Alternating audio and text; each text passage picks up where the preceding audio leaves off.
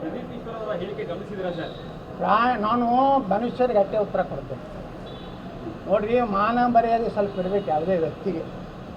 Doctor Sudhakar ನಮ್ಮ ಲೋಕಸಭಾ ಸದಸ್ಯರೇನಿದ್ದಾರೆ, ಚಿಕ್ಕಬಳ್ಳಾಪುರದಿಂದ ಲೋಕಸಭೆಗೆ ಆರಿಸಿ ಬಂದರೆ ನಾನು MLA ರಾಜೀನಾಮೆ ಕೊಡ್ತೀನಿ ಅಂತ ಮಾನ ಮರ್ಯಾದೆ ಕೊಡಬೇಕಲ್ಲ. ಮೊದಲು ಸುಧಾಕರ್ ಆರಿಸಿ ಬಂದ್ರಲ್ಲ, ಆರಿಸಿ ಬಂದು ಈಗ ಒಂದೂವರೆ ವರ್ಷ ಆಯ್ತಲ್ಲ.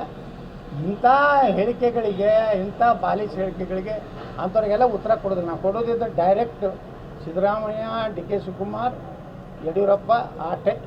ಪದ ಬಳಕೆ ಸರ್, ಪದ ಬಳಕೆ ಬಗ್ಗೆ ಅವ್ರು ಕೇಳ್ತಾರೆ. ಪದ ಬಳಕೆ ಅದು ಮೈಸೂರಿಂದ ಒಂದು ಕೋತಿ ಬರ್ತದೆ, ವಿಜಯಪುರದಿಂದ ಒಂದು ಕೋತಿ ಬರ್ತದೆ, ಪದ ಬಳಕೆ ಇದೆಯಲ್ಲ ಒಬ್ಬ MLA ಆಗಿ. ನೋಡ್ರಿ, ಕೋತಿ ಯಾರದ ಅನ್ನೋದು ಎಲ್ಲ ಇರುತ್ತದೆ.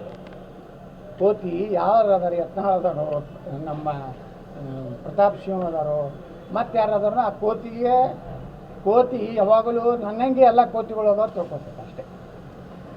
ಕೋತಿ ತಲೆಯಾಗ ಏನಿರ್ತದೆ, ಮನುಷ್ಯರು ಅವರು ಕೋತಿ ಹೆಂಗೆ ವಿಚಾರ ಮಾಡ್ತಿರ್ತೈತಿ. ಇದು ದೊಡ್ಡ ಕೋತಿ, ನಾವು ಸಣ್ಣ ಕೋತಿ ಅಷ್ಟೇ.